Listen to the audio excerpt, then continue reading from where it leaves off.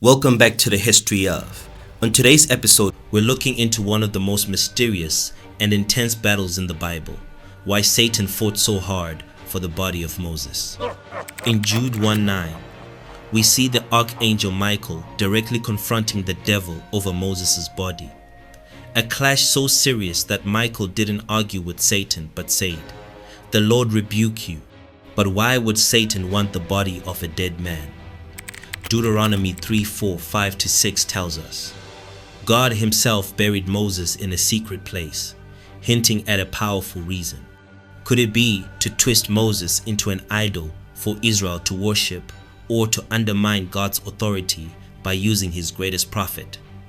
Today, we're uncovering the hidden motives behind this heavenly standoff.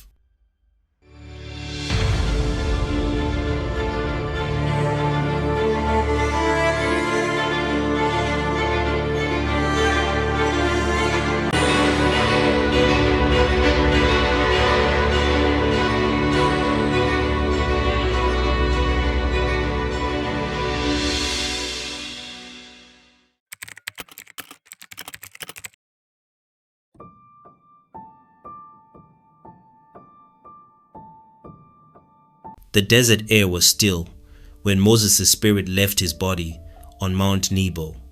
His face was calm, his eyes undimmed, his strength untouched by age.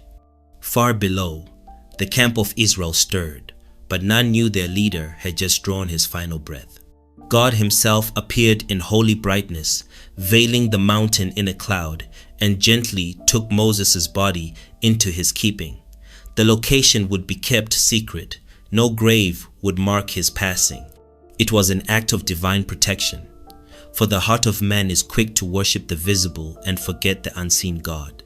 Then came the shadow. The enemy approached, Satan, clothed in dark majesty, his voice dripping with cunning. "Why hide him, Michael?" he taunted. "Should not the people honor their deliverer? Should they not build a shrine where they may remember?" His intent was clear: to turn Israel's grief into idolatry, the kind of worship that had already ensnared them with the golden calf.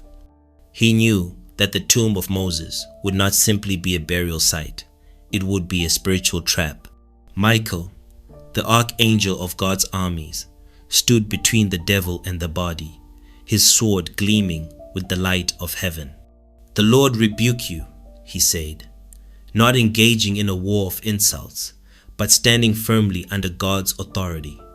The devil's plan was obvious: to plant a visible relic for the nation to rally around. From there, it was only a short step to burning incense, offering prayers, and trusting more in a man's remains than in the living God. It had happened before with the bronze serpent, which Israel eventually began to worship until Hezekiah destroyed it centuries later. Had Satan succeeded, Israel's faith could have been corrupted for generations. Pilgrims might have traveled to Moses' tomb instead of to God's sanctuary. Sacrifices might have been laid before stone instead of before the Almighty.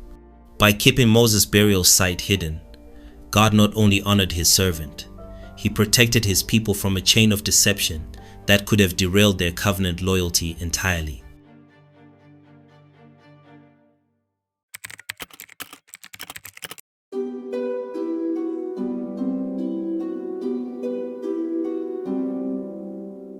As the confrontation unfolded, Satan's tone shifted from persuasion to accusation.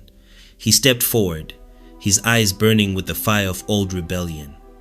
"Moses belongs to me," he hissed. "Did he not strike down the Egyptian? Did he not disobey at Meribah? Sin is mine to claim."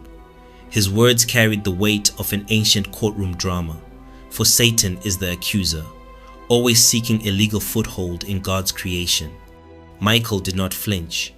The memory of Moses' failures was real, yet so was God's forgiveness. The devil was twisting truth into a weapon, ignoring the fact that Moses had been called faithful in all my house by God himself. In this moment, the dispute was not merely about a corpse, but about the very principle of divine mercy. Could a man with sin in his past still belong wholly to God in death? The mountain became a silent witness to this cosmic trial. The devil's claim was built on ancient law, that death came through sin, and therefore the dead could be claimed by the one who held the power of death. But the Lord had already declared Moses his own. His burial was not an act of shame, but of honor. Michael's rebuke was not personal.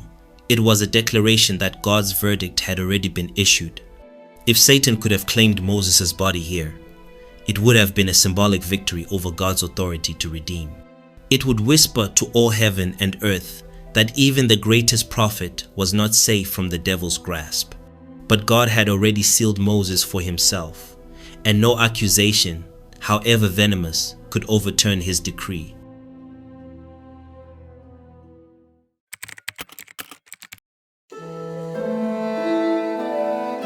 The devil's strategy went beyond the immediate moment. In the unseen timeline of prophecy, Moses still had work to do. Centuries later, on another mountain, he would stand beside Elijah in the dazzling light of the Transfiguration, speaking with the Messiah himself. Moses represented the law, Elijah the prophets. Together, they would bear witness that Jesus was the fulfillment of both. But Satan knew that if he could somehow defile or destroy Moses' body, he could symbolically weaken that testimony. Imagine, if Moses were dishonored or absent, the picture would be incomplete. Jesus' moment of glory before Peter, James, and John might lose one of its most powerful prophetic connections. The prophecy of Deuteronomy 18:15, that God would raise up a prophet like Moses, would stand with a broken shadow.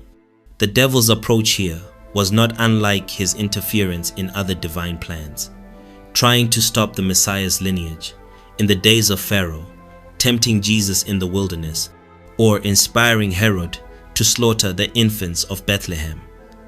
Every time, the goal was the same: to cut off the line, disrupt the prophecy, or diminish the witness.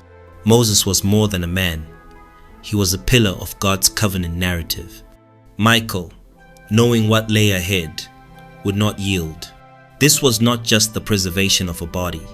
It was the safeguarding of a future moment when the law itself would stand beside the Messiah, pointing to him as the one who fulfills every word. In guarding Moses, Michael was guarding a testimony that would echo into the very gospel itself.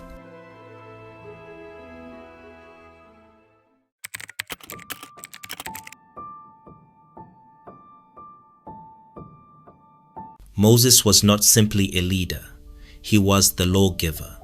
The 10 Commandments, the covenant terms, the instructions for the tabernacle, all had come through him.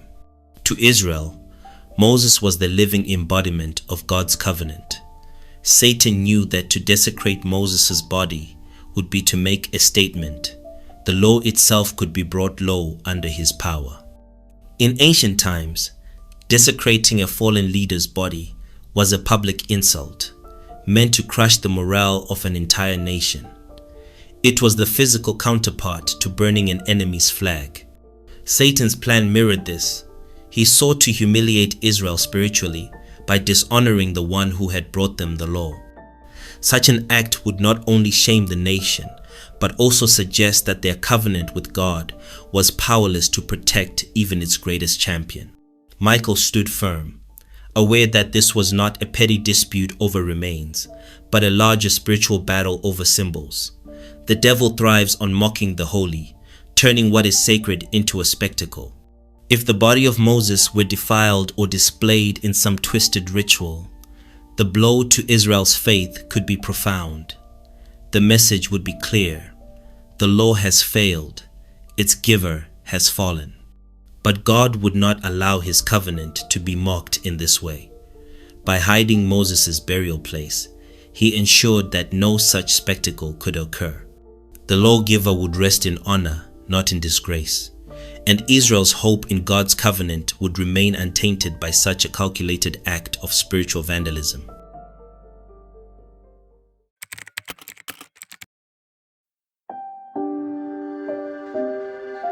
Satan is not creative in the pure sense. He is a counterfeiter.